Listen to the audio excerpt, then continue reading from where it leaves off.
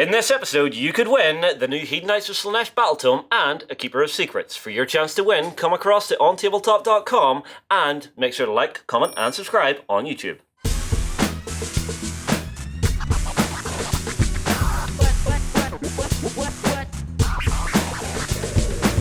Good morning, everybody. Welcome to The Weekender. I am joined today by Ben and Jerry here in the studio, and we have your updates for the week of gaming goodness that has been. Right, gentlemen, it's good to see you both. Always nice to be here on the weekend. First things first, we have a couple of updates for you. First things first, the Spring Cleaning Hobby Challenge is now in full swing. Just to remind you of what this is going through your old hobby projects, something that you've maybe been really interested in the past, bringing it out, redoing it, maybe finishing it off. That can be a gaming table, an army, even just a miniature that you used to absolutely love the look of. You want to revisit because your painting skills have improved. We have our 4 categories, 4 winners in this. So we have, of course, our junior, our best idea, our best executed, and our best tutorial. Each of those are in for the chance of winning a £50 voucher in the OnTableTop Pro store. Disengage Ace Ventura voice. That's a mouthful there. So yeah, I was going to say, actually, on this side of things, it's been really cool to see what people have been doing so far. We had a look at some really good stuff during the Hobby Hangout this week. A lot of people have been starting their projects off and getting stuck into it. It's been really good seeing people taking lots of old armies and turning them into something new, or just doing amazing kit bashes. There was even like a stomper that was made out of a Mr. Potato Head and all kinds of things like that. So it's been some very cool stuff popping up in the project so far for this one. Yeah, I kind of have to admit on this one, I haven't had a chance to start just yet. I have the miniature, I have found it, I have brought it out. It looks absolutely terrible, and I want to repaint it. Nice.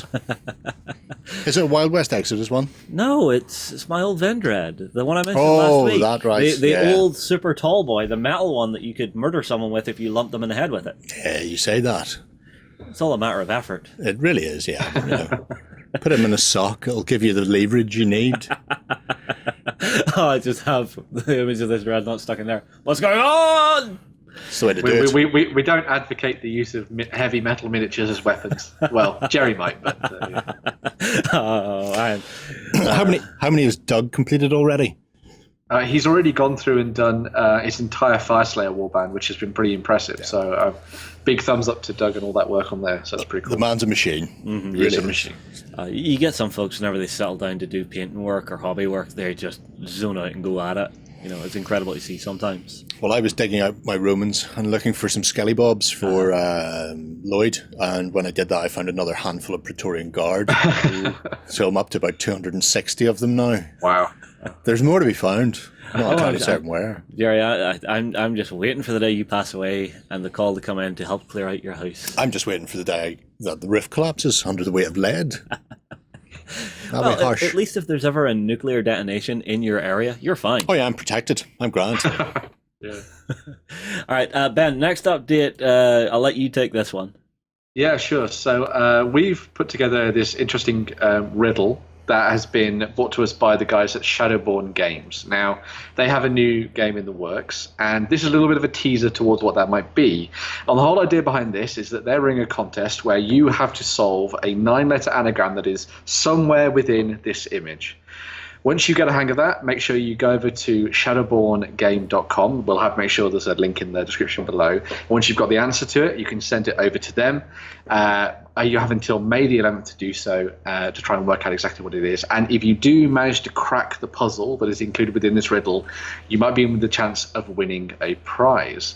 We're going to be talking a little bit more about this game in future Weekenders, so make sure to look out for that if you don't work out the riddle. But engage your thinking caps and all that kind of thing. Get your pencil and pad out and start writing down all the clues you can think of from this one, because this one's a really interesting riddle. So make sure you get stuck into it. Something a little bit new, a little bit different, but get stuck in and give this one a go and see what you think of it. I've already tried to fathom what it might be, and I think it's already stumped me, but I'm going to go and get stuck into it later on this weekend and see what I can come up with. So yeah, make sure to check out that image. We'll have a link to it in the show notes and everything, and over on Tabletop as well as over on YouTube as well. So just make sure to go and check that out. Yeah. Get it all down and see what you can make of it. I'll read the riddle out for everyone here if you want, just so they have it.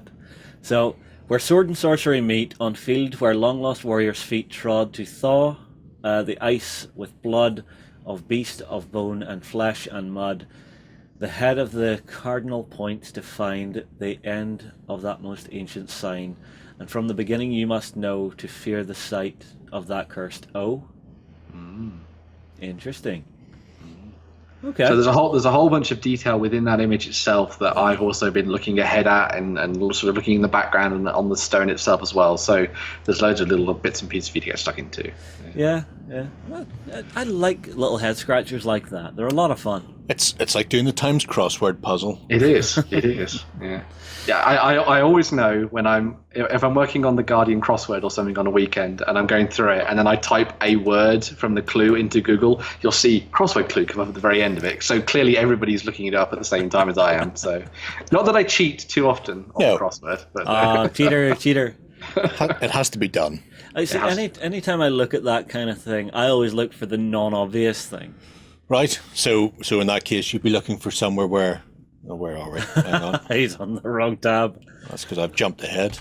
Yeah. So there you go. So where the head of the cardinal points. Mm-hmm. So you're looking for something not obvious. So beheaded cardinals. No. The head of a bird stapled to a stick. Well, I mean, it's sometimes they make it super obvious. So whenever you look at the little symbol at the bottom there's something above that. Do you go in and have a closer look at that? Do you actually have a look at what the thing itself is that they're writing on? And it's just, where is it? What is it? Can you make an anagram out of it? Could be that. You know, 9-letter anagram. So count down. We'll leave it up to you folks out there to try and discern what this might be. Yeah. So, do you remember the time Countdown accidentally spelled out Cthulhu? It was a good day. Did they? Yeah, they were drawing out the letters and just went Cthulhu. Nice. They've also spelt much worse words. Much worse words, yeah. Of course they have. Sod's law. If it can happen, it will happen. Also, don't forget, we are running the Flames of War bootcamp is coming up soon. I'm not sure if we still have tickets or no, but if it's one that you're interested in, definitely go and check it out. Right, Ben, time for some news. Yeah, so the first bit of news we're going to be looking at this week comes from the folks at Games Workshop, and this is that the Hedonites of Slaanesh, the Dark Prince himself, has returned to the world of Age of Sigmar with a new battle tome and a whole bunch of extra new models as well for those people that like getting stuck into their Chaos Gods on the tabletop. So, of course, you're going to have the battle tome, which will have all the rules and stuff for the updated models within there. You're also going to have the new updated version of the Keeper of Secrets, which we looked at on a previous Weekender and very much enjoyed the look of that one. There's also a named Greater Demon version of the Keeper of Secrets, because not all Keeper of Secrets are just called Keeper of Secrets. Some of them actually have names, called Shalaxi Hellbane, which is very, very cool indeed.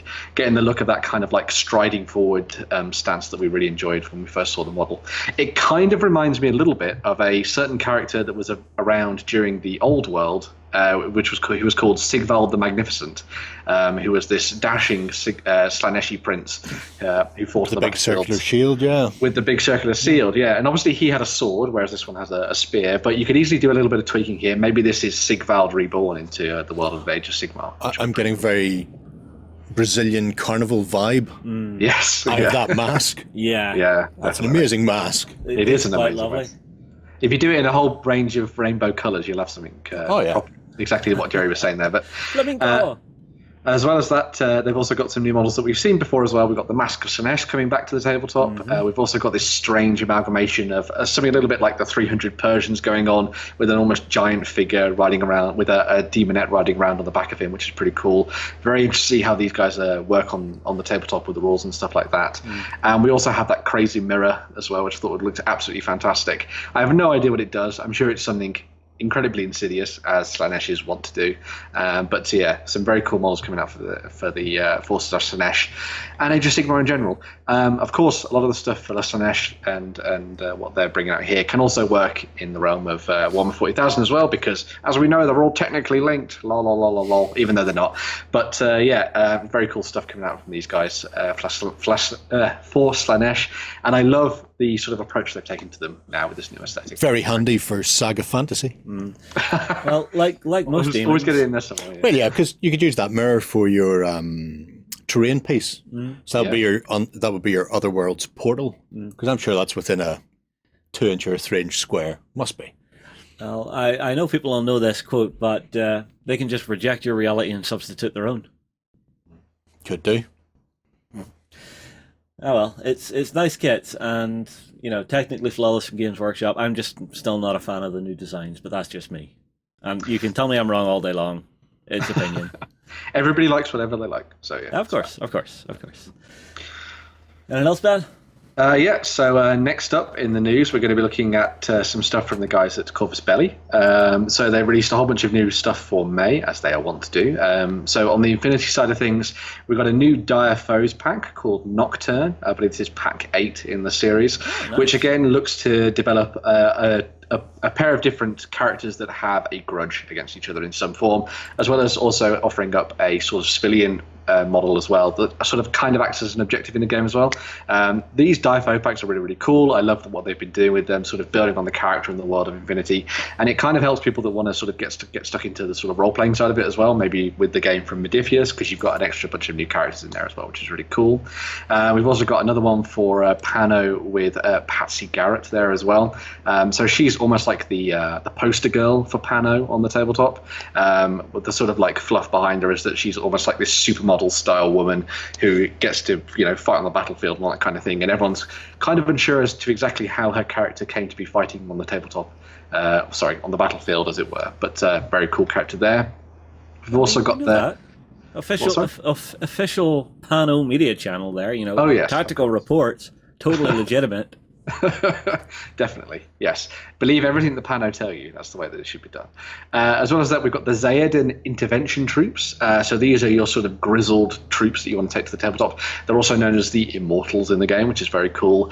These guys are armed with a whole bunch of different styles of weapons, as you can see there. So you've got sniper rifles, rocket launchers, machine guns, all kinds of things like that. And they're very grisly and gritty, so they're going to be getting stuck into all the fighting, and they're not going to be shoved off points too quickly and all that kind of thing. We also have the Zedshire Armoured Reconnaissance Regiment model, which is the new sort of like wizardy hacker for the game as well, so you can check that guy out. Handily armed with a shotgun, because when you're hacking into things, you need something that's going to defend you as well as getting stuck into your technological wizardry and all that kind of thing. So very cool. We also have the Tankmar schemers, so you've got some snipers and stuff as well in there too.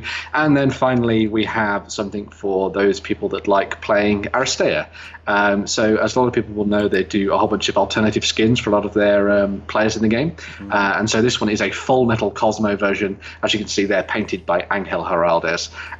It might be familiar to anyone who likes the anime of Full Metal Alchemist and that kind of thing, done up in a really cool style here. And it's really been good to see them doing some more stuff with Aristeia, sort of giving that fantasy vibe to a lot of stuff, because obviously the game is very much set within that sci-fi realm, but it's been cool to see them doing a lot more fantasy skins for the different characters. So very cool indeed there too. Yeah, it's quite nice. Well, I mean, like you can imagine with it being Aristeia, it's sort of the Saturday Night Live gladiatorial battles of the Infinity Universe. Yeah.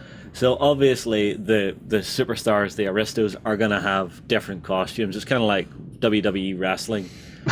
Whenever you saw, what was it, Mankind become Dude Love, become Cactus Jack, kind of thing.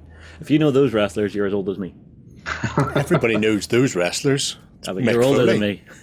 Yeah, but everybody knows Mick Foley. Mick Foley's a legend. Of course. Legend.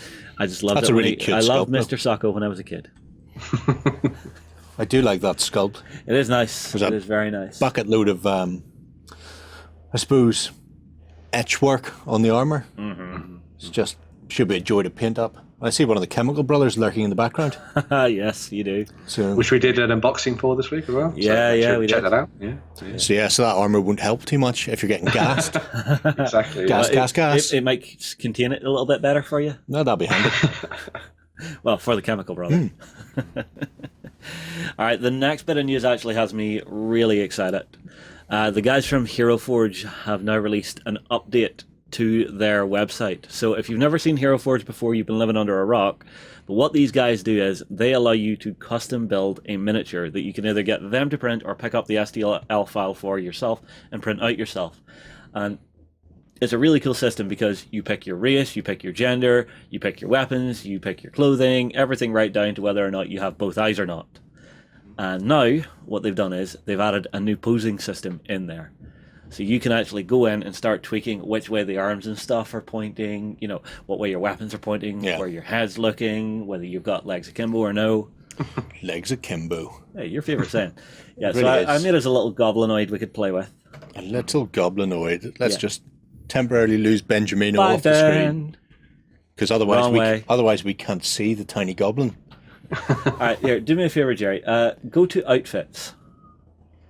Because it's got something that I found quite cool. You see the little dice there? Yeah, randomize. Yeah, it's a new feature they've thrown in where you can just randomly get whatever you want on here. That is not what I want. So when you say get whatever you want, you mean get random stuff. Get random. It can be very funny whenever It's a you hit smashing hat. that. It is a Terrific lovely hat. blouse. Yeah. And then a very strange sort of mix of sci-fi and fantasy pants on there. Yep. It's interesting. It's interesting. Like they have added a lot of new items of clothing, which is nice. So you've got all different kinds of things that you can throw on there. So if you actually hit clothing, you can actually start going through the different stuff, or you can just make it a wizard Yeah, it's running a around with wizard. dynamite. Well, it's a goblin wizard. That's the bang spell right there. Explosions are spells. Yeah. So, Yeah. Cool thing as well, they've added in some new weapons and stuff, and some new body options. So you can make a super tiny little goblin who's about 3 foot tall comparatively, or you can make it XL, and that's another thing they've done. So you see on the height there where it says XL, Yep. that's actually doing bigger miniatures than they've ever done before, which is very cool. That's handy. Yeah. So Not bigger really a goblin anymore then. No. Let's bring her back down. Let's make her smaller. I'll teach her. But we're really here to see the posability. We are. So if I go pose, Yeah. so before you could shift the arms and that sort of thing. Well, before you actually had preset, so you see above where it says advanced there and it says pose, click that. So this is all the preset poses that they already had. Right. So if you select one, Oh, Yes. Yeah, that's fine because I don't care what you've customized. that's fine. Ta-da! Yeah, so you could pre-select cool poses for your miniatures. So pick one you like. Let's go with that. All right, now click advanced. Now click advanced. All right, now you have the options of basically from the waist up. So I was wrong about legs akimbo, but Probably for the best. possibly. But so you basically play with the sliders there, and that lets you change. Let's do this so we can see. Whee! Yeah, so you I can give her a actually workout. That's amazing. She's pumping iron with push it dynamite to the sticks. limit. Da, da, da. We also bend it and twist it. Don't do that. Are you sure? That could turn out so very wrong. It looks amazing. No, stop it, Jerry. You give me it. Stop You it. give me it with 2 dynamite sticks. What am I supposed to do? Well, you can even Not do, you can that, even, you can not even do the that. clavicles. Not that. That's handy. Let's have a look at the head. Oh, that's a bit creepy. You looking at me? Yeah. No, she's looking at Justin. Yeah. Bend the head. Why? Yeah. I'm just going to spend the rest of this show just animating this to my own personal. I'll just replace you on screen, Ben, and try and animate it as best I can when you're doing news. with the strange goblin. Yeah. Suddenly a YouTube channel was born. That's interesting. Oh, there's the hands. Yeah. So hands can be tilted. Let's do the other one that might be more visible. Yeah. So in, out, twisted. Yeah. Oh, yes. And then what's the bend? Is it the other direction? XYZ, I'm guessing? Yeah, there you go. Oh, you snapped the wrist. Somebody's broke the wrist right off it. Yeah, never bend that far. So you can actually go outside of anatomical Precision, yeah. precision. Probably best not to. That doesn't look right. That Doesn't looks like look somebody healthy. snapped the wrist and just walked off. Well, I mean, like, I don't know, because, I mean, like, maybe one time your character just, did something wrong and someone just went, no, bad goblin, snap. You know, yes, maybe. Yeah. Now, do me a favor, go to the mounts, because I want to see if you can still do this whenever you actually put it on a mount. So pick something that you want to put the goblin on, a motorcycle, of course. Yeah. Go ahead. Would a goblin not be on a motorcycle? Yeah. All right, so now try the advanced posing. See if we can do anything with that. Oh, no material. Want to pose. Yeah. Oh, No. not the arm. Bendy. Yep. Yeah. Yeah, I can still break wrists. That's good. Yeah. I do quite like the idea behind this, to actually just create and craft your own character for whatever world you want, because you can do anything. You can do fantasy, you can do sci-fi, you can do post-apocalyptic. You know, and then another thing they added recently was, you see, if you go to races, they've added in a ton of new races there as well that you can be. Okie dokie. So it'll be humans, Elves, half elves, scrolling dwarves, down. gnomes, Yeah, half a demon, yeah, half a dragon. yeah. He looks happy. You're not going to show me that, are you? Oh, there we are. They are. There we go. Half a cat, Yeah, half a dog, yeah. Rats. half a rat. Well, that'd be good. It's practically birds and badgers. Oh no, they've got real hands. Harsh. Turtles, lizards, Yeah. raven. You have a rat wizard on a motorbike. This feels wrong. Are you sure? No, Yes. that's a cat wizard on a motorbike. No, that's a Oh, rat no, that's wizard. That's a rat that's wizard. fine. Yeah, that's I great. see the tail. Yeah, no, that's totally. Why is that any worse than goblins? Rat people are people too. I'm just saying.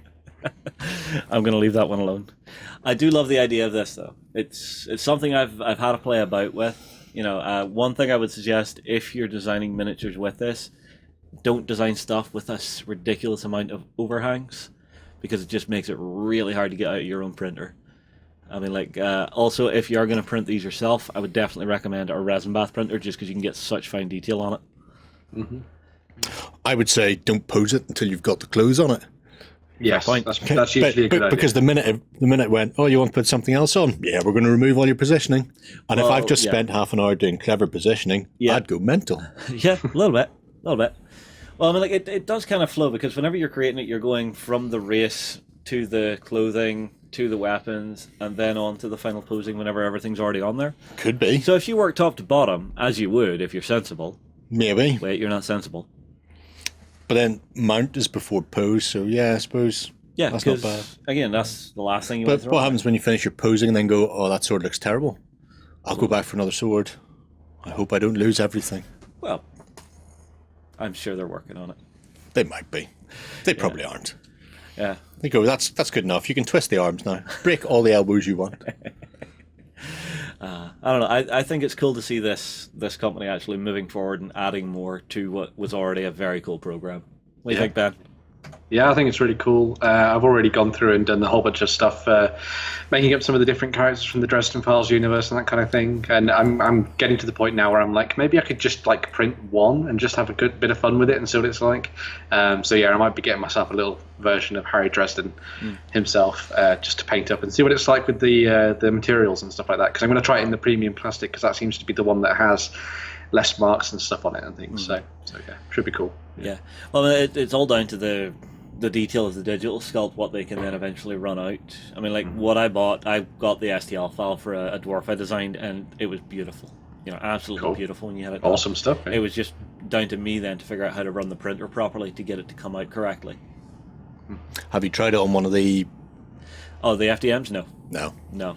I actually broke one of those this week. Nice. Whoops. I'll tell you about that tomorrow in the XLBS. All right, next news, Ben. So yeah, the next bit of news we're looking at is for those people that like getting stuck into some Dungeons and Dragons. So the people at Arcanum Worlds have brought together a new campaign supplement for those people that like a little bit of delving into Baldur's Gate. So the lead designer behind the original PC games of Baldur's Gate 1 and Baldur's Gate 2 has actually got involved and sort of built this up as his own thing on the DM's Guild. So this is a sort of repository of knowledge for all those people that want to put together a whole bunch of unofficial stuff for use in 5th edition Dungeons and Dragons. So this is going to be taking you through an adventure that's meant for between levels 1 and level 6, where you're uncovering a plot put together by the Zentarim, which will be familiar to a lot of people who've got stuck into the world of Faerun and Forgotten Realms and things like that. As well as that, they've also been working on bringing together a whole bunch of the new the sort of characters that were really big within those old PC games. So you'll have people like Minsk and Boo and all those kind of people as well. All of them have got their own stat blocks, so you'll be able to meet them within the campaign and fight alongside these legendary heroes, which is very, very cool as well. They've also included a whole bunch of different tools for you to sort of grow your campaign beyond just what's included within the adventure within that book. So you'll have a whole bunch of extra details for bringing together the Sword Coast as a larger entity, sort of delving into some of the new enemies and the backgrounds and stuff you've got in there as well. So they've really gone into a lot of detail to try and build on this and sort of make it a really nice repository of knowledge for everybody that wants to try and play out adventures within this sort of small corner of Faerun and the Forgotten Realms itself. It's looking really good. As I said in the news story about this one earlier in the week, it's really good that we've got the lead designers behind those original games in here crafting all of this, because these people know the game more than anybody else. So it's really good to see people sort of get stuck in and sort of sharing all that knowledge that they had from their video game and the PC game creation days, and sort of bringing it to life on the tabletop for a lot more people, because people are really, really loving their D&D, and I've already seen a lot of people that are getting really excited about this one as sort of like a new way to bring people down to the tabletop to play some more Dungeons and Dragons. So yeah, very cool stuff indeed. Well, I mean, like, as soon as you can break away from having to explain a world to someone and offer them up a world that they maybe already know from a video game, it makes the prospect of dropping into a role-playing game that much easier. Yeah, it's very cool. I dare say an awful lot of people, that was probably their first experience of D&D anyway. Yeah, that was something that came up in a lot of the comments on social media and things. This was like the first sort of way that a lot of people were introduced to this kind of idea of fantasy role-playing and stuff. So it's been really cool to see people getting the chance to go back to that. The artwork for this looks amazing as well, and I love some of the sort of the monsters they've created for it as well. They've gone in and done a lot more stuff with the undead and skeletal legions and that kind of thing, which is really cool. So yeah, a really awesome little book. The company behind this, Arcanum Worlds, who have sort of brought together this BioWare team that used to work on those old games and stuff like that, are also working on another game which is on Kickstarter at the moment called Odyssey of the Dragon Lords, which is a game that is based within a fantasy realm that is heavily inspired by Greek mythology. So if you like the idea of taking your Dungeons and Dragons to an entirely different place, away from those typical settings that you might have seen before, you've got some really cool options there, and they've got like minotaurs and all kind of things in there as well. So make sure to go and check that one out. I'll make sure we've got like a link in there somewhere for that one too. So yeah, very cool. What's next? So next up, we're going towards a little bit of the historical, and this is some more terrain from the people at Sarissa. And now, this week, they actually revealed their new World War II compound, sort of military compound for you to use in your games. Now, this could be either somewhere where your troops are hanging out before they go off on their next mission, or it could also be a prisoner of war camp that you might want to try and escape from, for example. So they've actually done a whole bunch of new really cool terrain pieces. They've got a barracks, which is set up with a whole bunch of bunk beds and all kinds of things like that.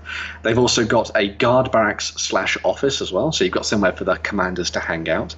There's also a wash house and a set of towers too, and they have actually included as part of this a whole bunch of different fence pieces as well, so you can have somewhere to sort of like corner off the prisoners or something like that as well. But a really cool sort of staging ground for people that want to get stuck into a really tight skirmishing game set within the world of World War II or something on the tabletop. Maybe you're playing a little bit of 7TV, maybe you're playing a little bit of bolt action, maybe playing some chain of command, something like that. This is a really cool option for those people that want to try and play out something a little bit more narrative on the tabletop. Very cool indeed. My Walking Dead Great Escape game. Ooh, that could be fun. That could be very cool. That would be very awesome, yeah. If you could recreate something like, I don't know if you remember the movie, it was called The Von Ryan Express. Yeah, I don't know that one. Oh, it's a really great old movie. Again, prisoner of war, escape story, very, very fun. Mm-hmm. But yeah, I just thought this would be a really fantastic option for a lot of people that want to try things on a little bit more of a smaller scale, because we tend to see a lot more of those big battles getting played out in games like bolt action and stuff. But it'd be really nice to see something played on a much smaller scale with some terrain like this. So yeah, maybe. I mean, like Sarissa always do a nice kit that you can just lay down on your gaming table and just run with. It's very nice. You also have the option then to do things like Dirty Dozen. Yeah, you can do that. So, what's next, Ben? So the final bit of news we're actually looking to is some more historical stuff, and this is from the people at the Wargame Spot. Now, they are a group of people that have been trying to bring together a rule set that would serve their needs when they're playing in the ancient world. They didn't want a game that was like very few miniatures, and they didn't want a game that was hundreds and hundreds of miniatures. They wanted something somewhere in the middle, and so they created a game called Clash of Spears, and this is set to sort of work with forces of around between 30 and 60 soldiers aside, and it's kind of basically their all-encompassing rule set for dealing with armies like the Romans, Carthaginians, all of the forces that would have been around during the Greco-Punic Wars and the Punic Wars themselves. So you've got some really cool sort of like feelers out there for all the kind of forces you can bring to the tabletop here. The whole idea of it is that it's sort of like based around the idea of playing a very, very dynamic game on the tabletop. So it's excited about the idea of playing historical, but trying to make it so that it's exciting to play on the tabletop as well. So they want to make it so sure that all the mechanics feel like they're sort of working with the different factions, but also making it slightly more heroic at the same time, which I thought was really good. There's a whole bunch of more stuff over on their blog where you can go and learn a little bit more about the design process they went through and everything like that. And one of the cool things about the people behind this as well is that they're really open to sort of taking suggestions as to where you want the army list to go next. So, for example, if you really wanted a specific army and it doesn't exist within the rulebook itself, they are willing to work with you and sort of work towards making those available for people to download later on as well, which I thought was really cool. But yeah, in an era where everyone's looking towards a lot more rule sets and stuff, this is pretty cool for everyone that wants to get stuck into ancient wargaming, because it can be a little bit sort of daunting, I'd imagine, because a lot of people will see these large ancient armies that are massive Roman ones or anything like that. But this is sort of taking things down to a little bit more of a manageable size, sort of around the size of like larger saga forces and that kind of thing. So yeah, very cool stuff from these guys at the Wargame Spot. Definitely go and check out Clash of Spears if you haven't already. So yeah. Cool. That looks interesting. I like how they've developed it based on what they wanted to play, because I mean the WRG did that years ago, and 40 years later, 30 years later, somewhere between 30 and 40 years later, they're still pretty much the go-to. Things like basing. If anybody's ever wondered why we use millimeters for basing, that's mostly down to the WRG whenever they were developing their wargaming rules, and they were going, this is the ground scale we want to work on. This 1 millimeter is 1 yard, which is why base sizes are millimeters, and most games use inches for measurements. Simply because they went, this would be roughly the footprint of a body of men at this scale. So having people doing something they're passionate about is always great. It is, and it's interesting periods as well. I love the Greco-Punic wars, although I would like to see, well, possibly we might see the Persians in there at some point if they're already doing the Greeks, just push into there too. We're seeing a lot more of an exploration of the ancient wars these days. That's getting a lot more headlines, which is kind of nice. It is, because it's the best period. Black powder ruined warfare. Really? Yes, really. Guns took away the heroic nature of warfare on the tabletop. All of That's that. what I say. Yeah. Well, you could suddenly make a peasant as good a fighter as a nobleman. Exactly. So that's why black powder ruined warfare. Some people would say that about the longbow, but that's just the Welsh. So. Well, no, because longbow you actually needed to train and have some skill for it. Very true. But yeah, it's really cool. Just on the note of like interesting armies and stuff that you might want to pick up for this, I think they've pretty much tried to cover the gambit of like typical ancient armies. Right. So if you like saw one that you'd seen on like from like the guys at Warlord or something that you really wanted to pick up and play around with, they've probably got rule sets for those guys. So yeah, very cool. Nice.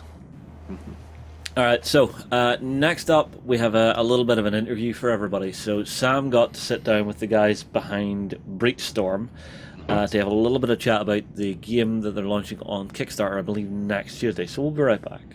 Hello and welcome. I'm Sam from OnTableTop, and I'm joined by Trevor from Breachstorm Entertainment, who's here to tell us about Breachstorm. Trevor, thanks very much for coming on the show. Yeah, Sam, thanks for having me on. It's a pleasure to be here.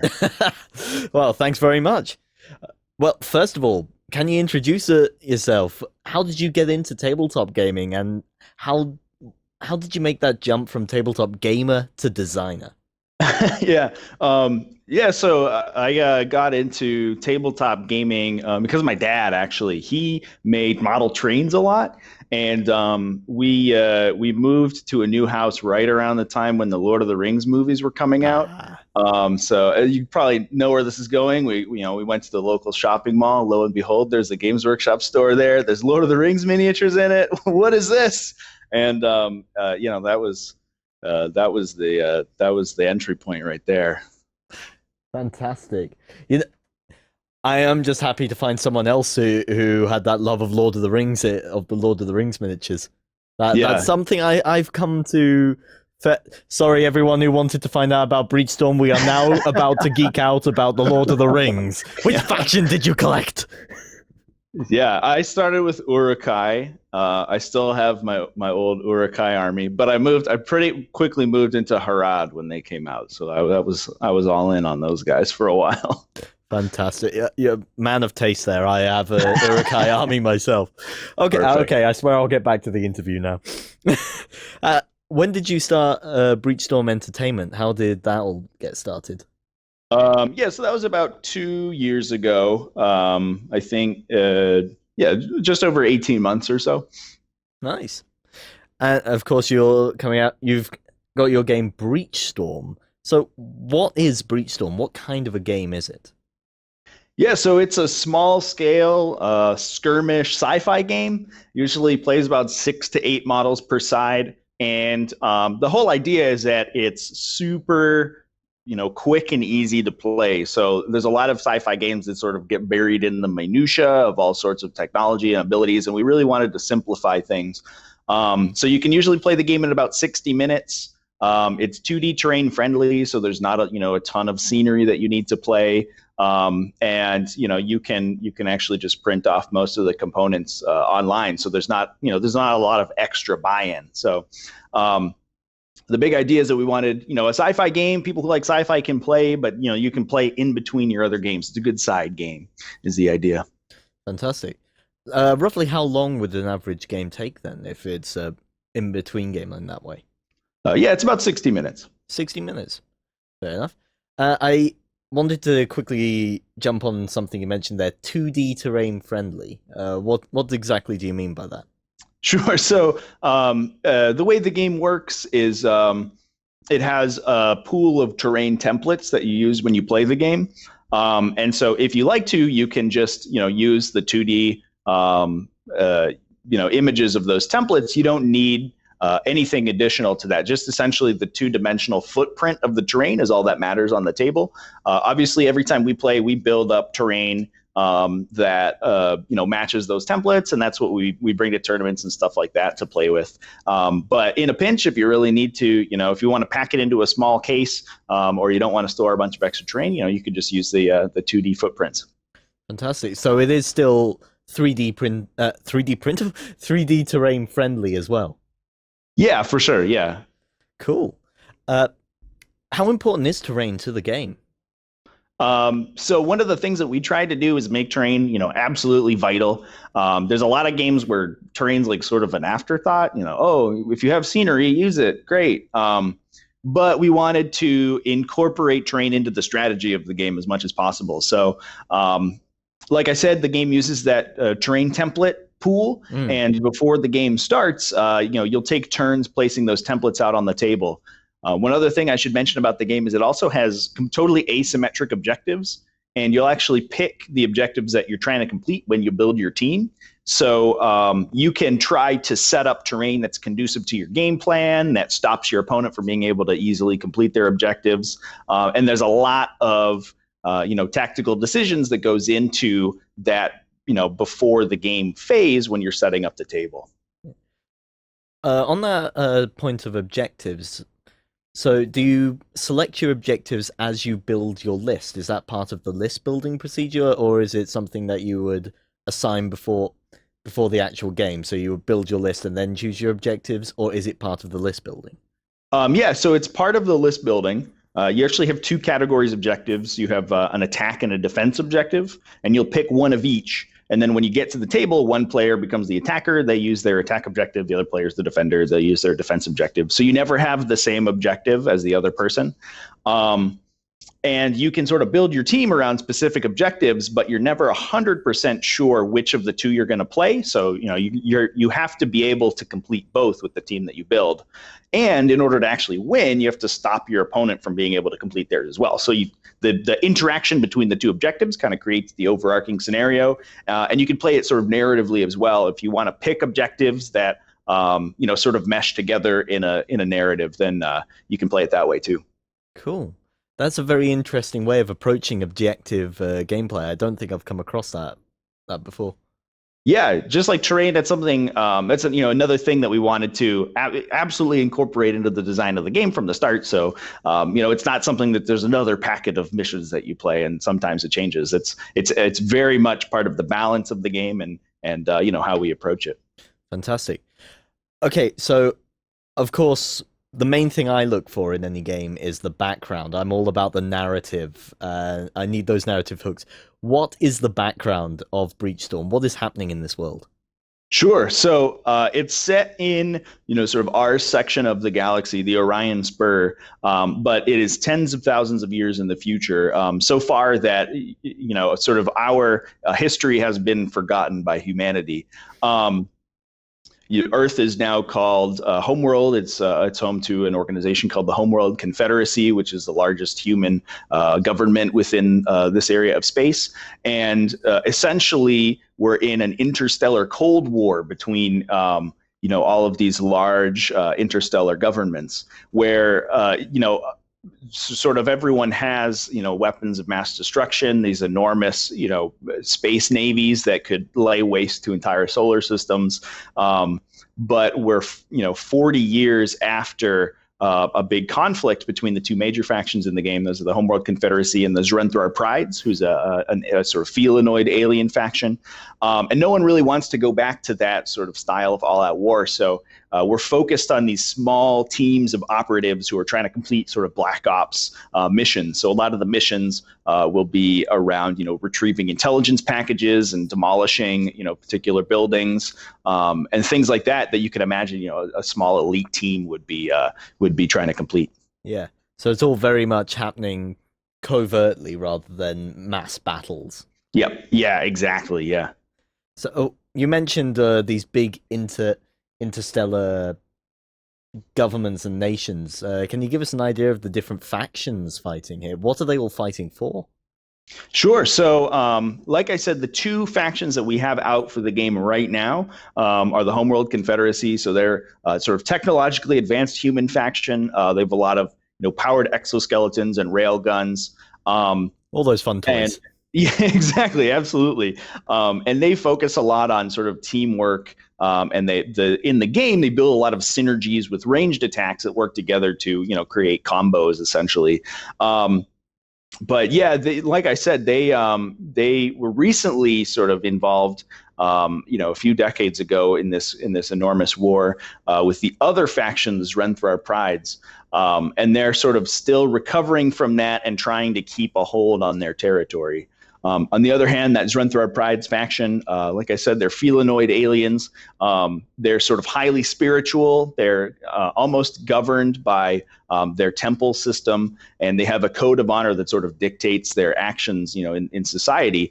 And obviously, sort of warfare for them is kind of a core concept of their being, which is why they're so quick to attack other civilizations.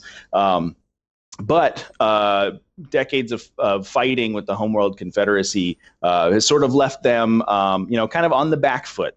And there's another alien race called the Adavari Conclave, who are much more enigmatic and sort of introverted. And they actually aided with the Homeworld Confederacy to fight off the aggression of the Zrenthrar Pride. So they're sort of recuperating from this enormous conflict and essentially what was a big loss. Yeah. So everyone at this point is step back, licking their wounds, trying to find a bigger rock to throw. Yeah, exactly. Absolutely. We also have some other sort of smaller factions that if you check out there's a wiki for the universe of the game, and those are described on there. We'll probably introduce those into the game in the future, but there's sort of some smaller kind of satellite governments that exist as well. Cool. It's those ones existing in the gaps are the larger ones that tend to really capture my interest. Although I do say I like the idea of that intergalactic theocracy. Yep. But on the subject of some of those other factions, you are heading to Kickstarter for one soon. Absolutely, yep. So we're bringing the third faction into the game in our Reload Kickstarter. They're called the Volukrid Host. We got one of their beasties over here, and they're sort of non-sentient or semi-sentient insectoid faction. They're kind of a scourge on the on the galaxy. They don't tend to, sort of engage in these large scale conflicts as much. They try to avoid that as much as possible. But what they do is they have these enormous migratory fleets that will travel between solar systems and try to find uninhabited planets that are sort of conducive to their physiology. They'll go down there, they'll actually crack the planet open and essentially strip mine it over the course of a couple hundred years to rebuild even more of these enormous fleets. And one of the things that they'll do is that they'll send scouting organisms, all over the galaxy to every solar system they can find. And if they determine that a planet is uninhabited, they'll give the go signal to this fleet, and it'll show up and try to colonize your planet. So you kind of have to go in and expunge these guys wherever possible. Otherwise, they're going to come down and swamp you. And so they're the third faction for the game. They're very cool, sort of high model count, very aggressive faction. But their core mechanic is that, in a pinch when they need to, in a combat situation, they'll actually eat each other in order to get the boost of energy they need to kill the invaders. So they'll bring a lot of models to the table, and they'll start feeding them to their big combat organisms to pump them up as the game goes on. Wow, that's a pretty brutal mechanic. I like it. Yeah, absolutely. Yeah. I mean, survival of the fittest. Yeah, or the least tasty. I'm interested in one point you mentioned there that they specifically search out planets that are uninhabited. Mm-hmm. Yeah, obviously it's an enormous, energy and a resource drain if you're going to engage in conflict with somebody else who's shooting at you.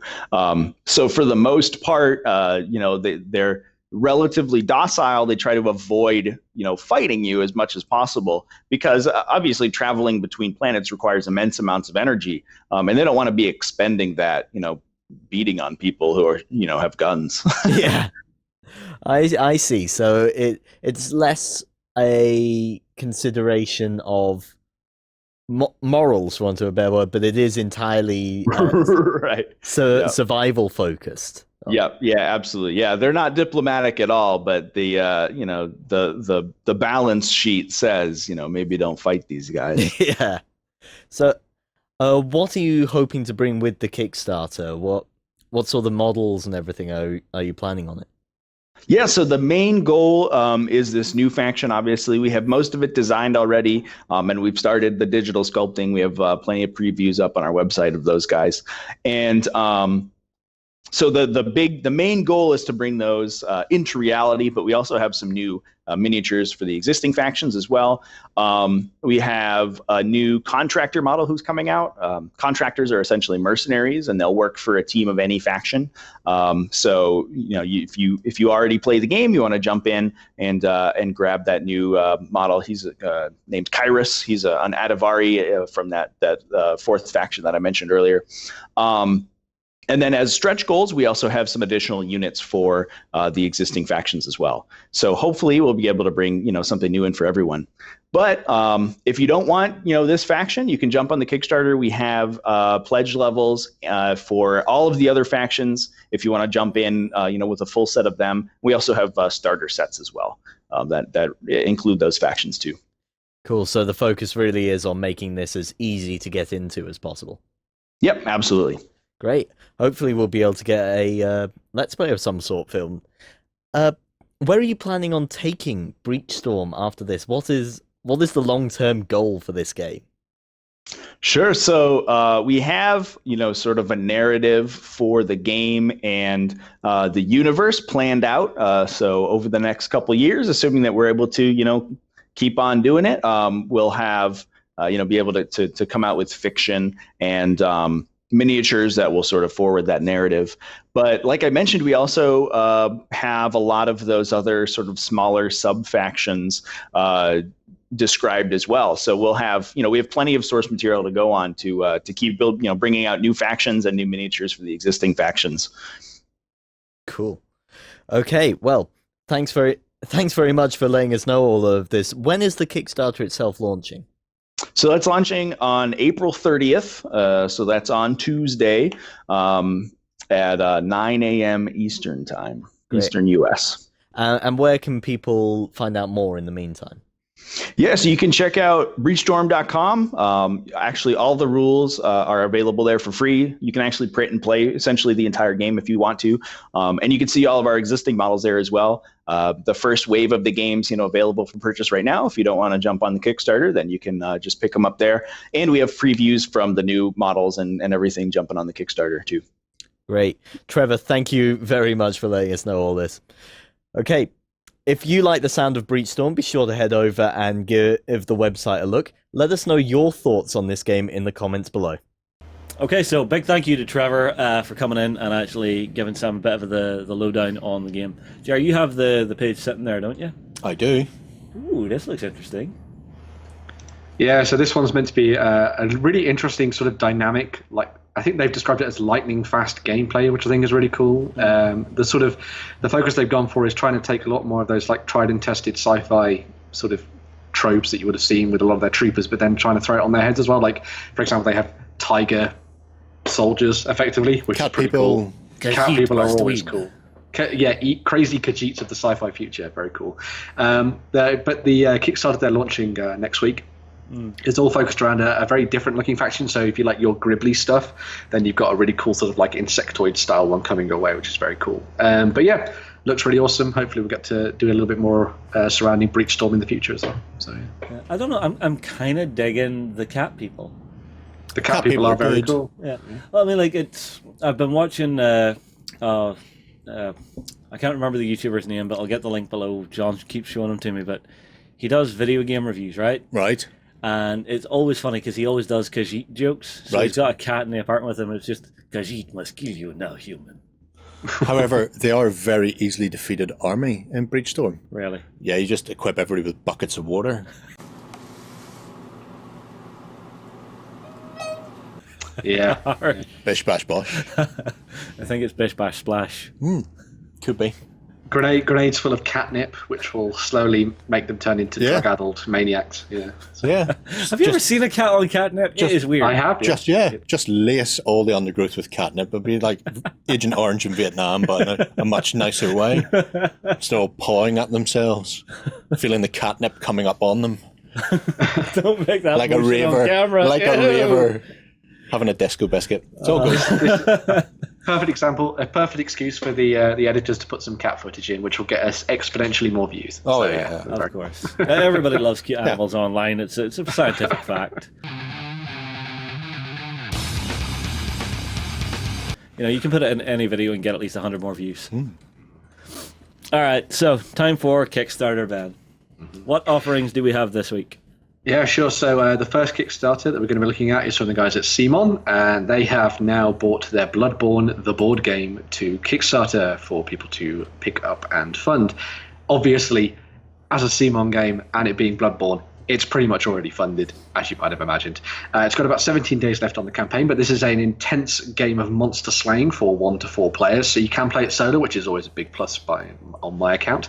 It's a diceless sort of card-based combat system, which is very cool. You'll be taking on the role of the hunters, going through Yharnam, defeating all the different monsters that exist within the city, and sort of leveling up as you go.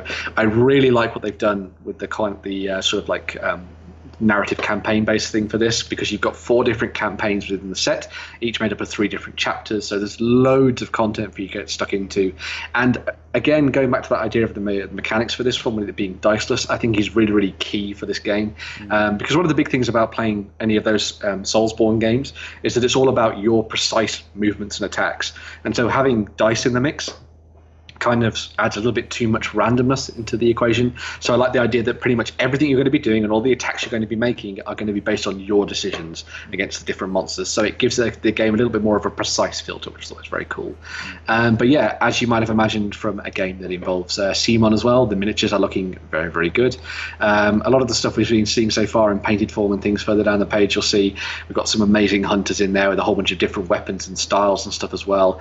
We've got loads of different monsters with slightly sort of crazy hunter mobs that are kind of like your typical citizens that have got a little bit deranged, through to some big werewolves and all kinds of other stuff in there as well. I have actually played Bloodborne more than I've played any of the other Soulsborne games, by which I mean I've played it for 2 hours, not 1 hour. But yeah, a very cool game, and it's really good to see one bring it to the tabletop.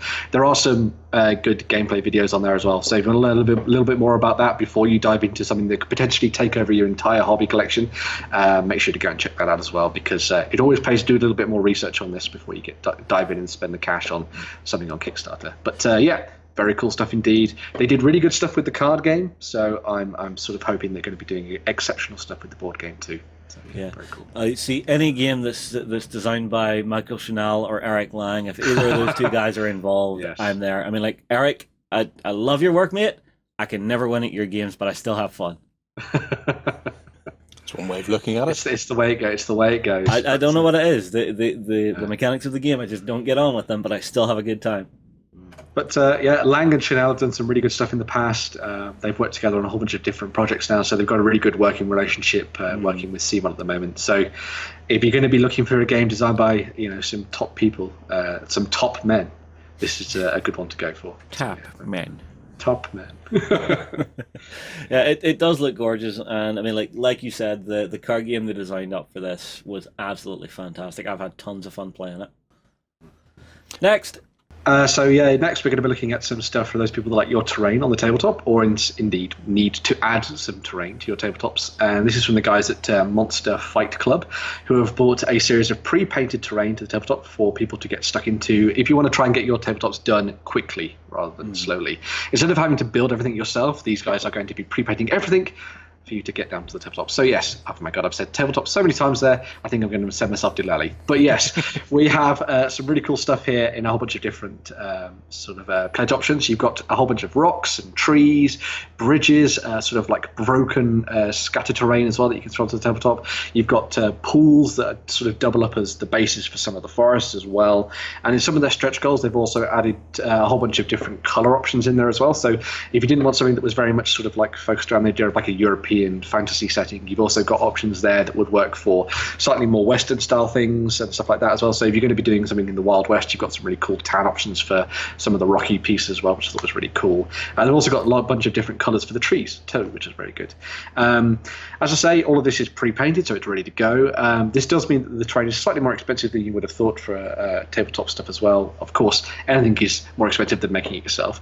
But from what we're seeing here, the finish on a lot of the pieces they've been working on is very, very cool indeed, and it should be good for people that want to potentially pick stuff up for maybe smaller tables rather than larger ones. A lot of people are playing a lot of skirmish games right now, and one of their pledge options, which is the adventurer level, seems like it's pretty much around the right costing for getting together a tabletop very, very quickly to play your games on, because you can spend a lot more time painting your models and getting those things done rather than worrying about the tabletop you're going to be playing on, because all you need effectively is some of this pre-painted terrain and one of the cool gaming mats from the myriad of different companies out there right now, and you could be playing games very, very quickly indeed. But yeah, some cool stuff in the pre-painted front from the guys at Monster Fight Club.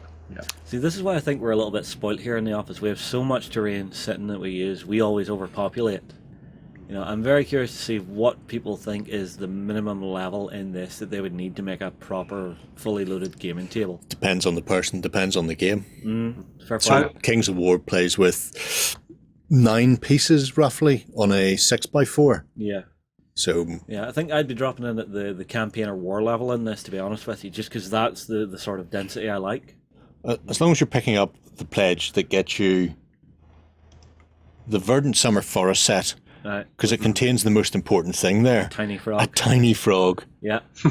This is fair. This is totally fair. I really like how they've done it. If necessary. Really love how they've done the trees. They look nice.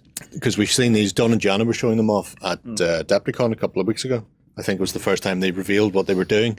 And rather than have the sort of armature and then like clump foliage or whatever, it's like A cap. a resin, like a mushroom cap that goes over the top, and they're all like maple leaf type of fare on it. Yeah. But it means you can have the trees uncovered then, so you can have your winter setup if you want, and just have the bare trees. Yeah, or your haunted forest if you want. Yeah. One thing I like is that it looks as if you actually got like a neoprene base to that, and it's something that a lot of games need, is that clearly defined edge to where the terrain is. Yeah. I That's think every game needs it. Yeah, that's the kind of base that I was talking about. Just that sort of helps you delineate between where the trees and the forests are and where the rest of the tabletop is, but it also doubles up as like pools as well, which I thought was really cool. So if you want to try and do singular tree locations, you can do that too, which is very good. Yeah. But yeah, it's really cool stuff. Seeing what they're doing. As Jerry was saying, though, I think it depends on the kind of game you're playing as to how much terrain you like. I tend to err towards the side of it being smaller tables, so I like 3x3 or 4x4, and then just having lots of terrain on there that's either densely packed or helps create some interesting sort of lanes of fight, of conflict and things like that. Yeah. So, Yeah, sorry, Jerry's just got distracted here. If you want to scroll up just a smidge, scroll up just a There's an smidge. animated bit of them putting the tree cap on and off. It's just floating back and forward. It's awesome. It reminds me of like old Saturday morning TV whenever I was a kid. It's just that animation starts. Somebody's going to visit Button Moon. Yeah, I like it. Yeah, it's a good idea. It's one of those things that takes what some people consider a chore of a gaming table out of the way, having to actually buy, build, and paint your terrain. One less thing to worry about. Yes. Isn't that what they say? Yes, but the next Kickstarter gives us one more thing to worry about because it's awesome. Jerry, this is one that you chose, isn't it? It is one I've chosen. Das ist der Grafstück. Ooh. And this is from Dreamforge Games. So I was trying to do it a few weeks ago and just fell short. Really? And a lot of the people were saying, oh, it's very expensive. It wasn't that expensive, but they had to pay tax on it. Which, to be fair, you have to pay tax on everything. Who thought they were going to get something without tax? Yeah. What world do you live in? However, Unless it's the duty-free coming back from Spain. what he has done is he's revisited the project, lowered the price per unit. Uh-huh. So it's dropped down to $34. Dude, that's super cheap. But he's had to up the amount of units that they're going to need to fund. That's fair enough. So there's a week left on it, and you can get a 28mm floating Stug. Yeah. I would quite happily pay about 35 quid for that. Oh yeah. Well, you'll probably have to anyway. Well, because, after I get postage, but yeah. Well, no, just because tax Oh, again. Tax. yeah, government always shafting you. It exists. Yeah. So it is for no game, Mm-hmm. and in that it's for every game. Yeah. But the idea is the concept's already done. As you can see, he's done some tool work already and had a prototype cast. Mm-hmm. But it's really a case of getting the final model preparation and then actually paying for the tool and paying for production. Yeah. He's about 2/3 of the way in there. There are stretch goals if he gets around to them this time, which things like it currently rocks the equivalent of a short barrel gun, which you can see in this picture here. There's a very long That barrel looks like gun. some kind of beside laser it. cannon. Yeah, it's very similar to, if you haven't come across Dreamforge before, Space Germans. Yeah. They've done the Leviathan Crusader. Yeah, you've got all the Eisenkern troops. And the Eisenkern troops. And I actually have built the Leviathan Crusader and the Chaosified one Yes. with the big skull mask on. Yeah. Some of the finest model kits I have ever worked on. They're absolutely stupendous. They absolutely knock it out of the park. The Crusaders were just stupendous, and And they also do like a modern day version of the half track, the German half track. yeah, And it's again gorgeous work. same as the Stug. So it's sci-fi'd. Yeah. So this Well, why is would you not? this is a floating Stug. So floating assault guns for things like 40k or Rogue Stars or anything. Dude, anything I want I to would put on. quite happily fold this into like Conflict 47 or something. Yeah, that's Super possible as well. advanced German gear. Why not? Let's go. And I mean, they're not alone. There's dust and that sort of thing as well. Oh, yeah. Anything vaguely science fiction that You can go requires pulp, you can go science fiction. that requires an assault gun to be used. Yes. I would be using that as my assault gun. Definitely. It looks fabulous. I mean, like, they've taken the original Stug design and just moved the engineering along with it to make it look properly sci-fi, and I love that. I've been waiting for it since the first picture of one appeared, I think floating around the feet of the Leviathan Crusader on the box art many moons ago. So, yeah, I'm really excited to see where he actually gets to. But just over, be about a week left on it. There's a by the week time this left. goes out. Yeah. And about 2/3 of the way there. Yeah. So hopefully he'll get it this time. Because I know there's plenty of people who dying to get their hands on this. I've been looking for it for 2 years. So Yeah, well, I'm not surprised. Ben, what do you think of it?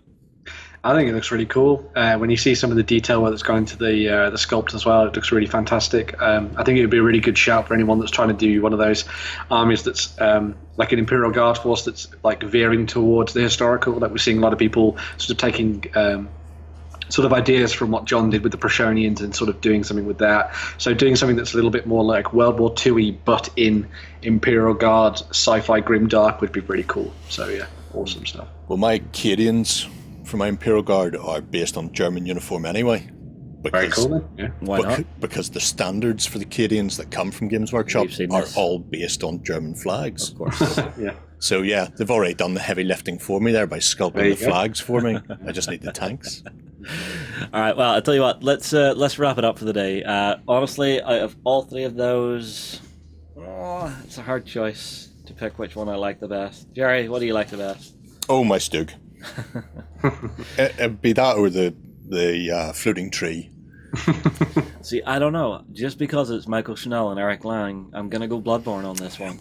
Computer games. That's what I say. Save me here. If I didn't have to buy it, I'd go for Bloodborne because I don't want to own it because I'd have to paint everything because I'd feel bad. But if someone had it and I could play it, then Bloodborne. But as I'm someone who has lots of models but very little terrain, I think I'd actually have to go from the stuff from Monster Fight Club and their pre-painted terrain that they've got. On the It's the Kickstarter tiny right now. frog, isn't it? It's the The frog. tiny frog gets me. It's an animal in miniature form. I have to have it. So Makes sense. All right, well, we'll wrap it up there. Final announcement for this show, everybody, is we have picked the winners for Salute 2019. Those names have been added to the prize center on OnTabletop.com.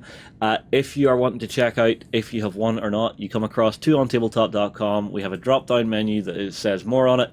Go into the Claim a Prize button there. That'll take you through to the prize claim center where we have a big list of everybody who has won stuff. Now, if you are still waiting for a prize, you will get taken care of.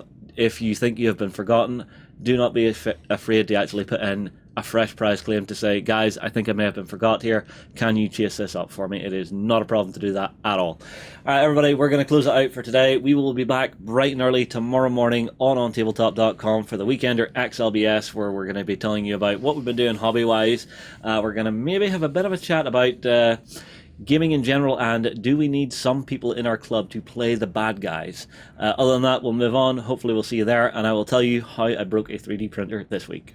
Go ahead and check out our other content on screen now. And while you're at it, why not hit subscribe and remember to ding our dong. Go on, you know you want to click it. Go on.